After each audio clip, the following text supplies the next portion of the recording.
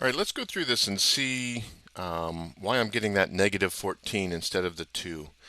So distance starts out to be like 10 million, and we know it's not that big when we get done because we're printing out like negative 14 in this case. So the first horse value is a 3. So I take the 3 and I subtract a 5 from it. That's going to give me a negative 2. I think I might know what the problem here is. And then I take 3 minus 8. That's going to give me a negative 5. Then I take 3 minus 19. And that is going to give me negative 16, I think. All right, I did some error checking here and found out what I was doing wrong. So my assumption was this is the horse strengths, and that's not it. These are all of the input values. So the first one is a 3, and then we get a 5, 8, and 19. So the first 3 that we get is the horse strengths. So that's we're going to run through a loop 3 times. So then we get a horse strength of 5, 8, and 19. That's why I get my negative 14. Let's take a look at that. So I'm using system.error println to get this output. And so this is what told me, hey, I expected to see that 3 in there, and then that's when I realized, oh, that 3 must be coming in this value here, and then so that when I am reading this first PI value, that's why I'm getting that 5 there. And then I take the 5 minus the 8, that gives me a negative 3.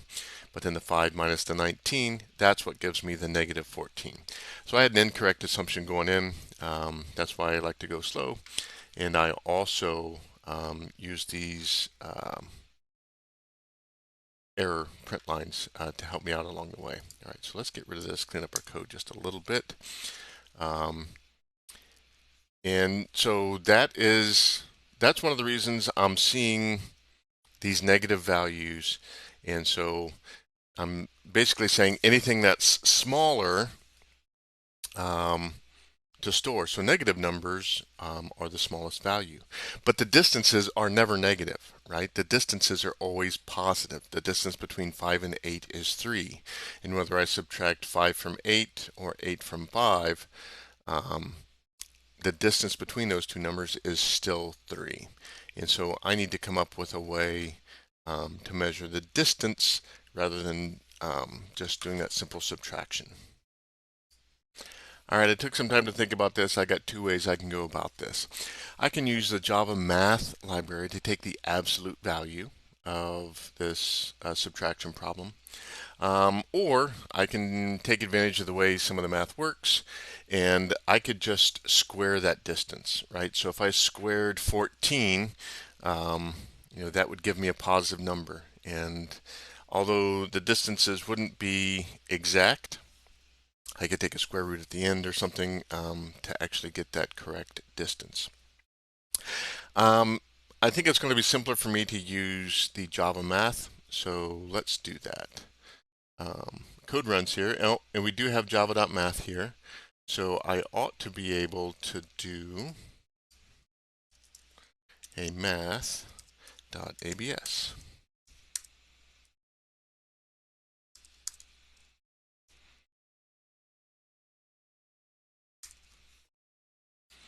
And let's run that test case.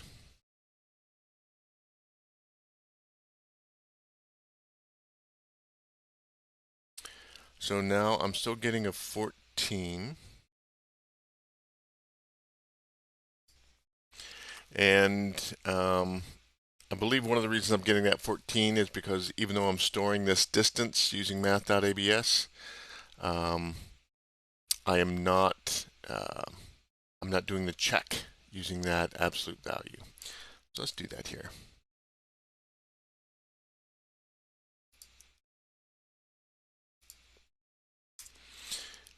And now let's run this test case. Um, And I'm getting a value of 3, but I actually should get the value of 3, right?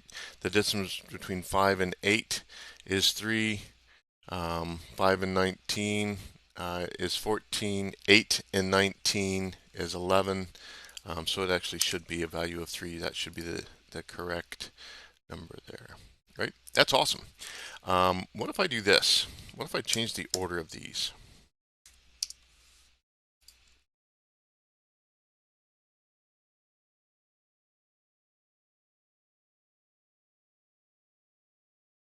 Um, that is still working. What if I do this and move the 19 up here?